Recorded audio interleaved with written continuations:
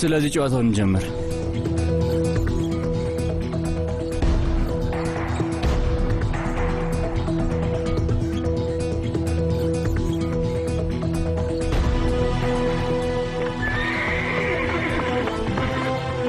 በህይወታችሁ ይቅር ሊባል የማይችል ነገር አድርጋችሁ ታውቃላችሁ?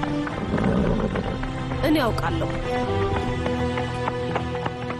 ሰቅጣጭ የሆነ ነገር አድርጌ ያውቃለሁ እና አንድ ቀን እሱ ግፌ ይበቀለኛል።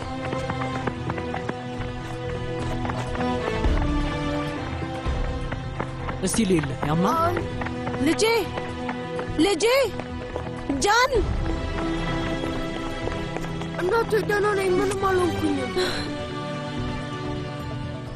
ለአንድ ምሽት ብለው አምጥተውት ነው ወይዘሮ አይሳን። ያልተገራ ፈረስ ነው እና ጃን ዝም ብሎ ላዩ ላይ ተቀመጠ።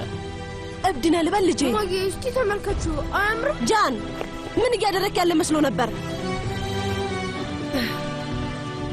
እሺ በቃ ውዴ፣ ይሄንን ቤት ስንገባ እንነጋገራለን። እሺ በስተመጨረሻም የምንወዳቸው ሰዎች በእኛ ኃጢአት እንደሚሰቃዩ እናውቃለን።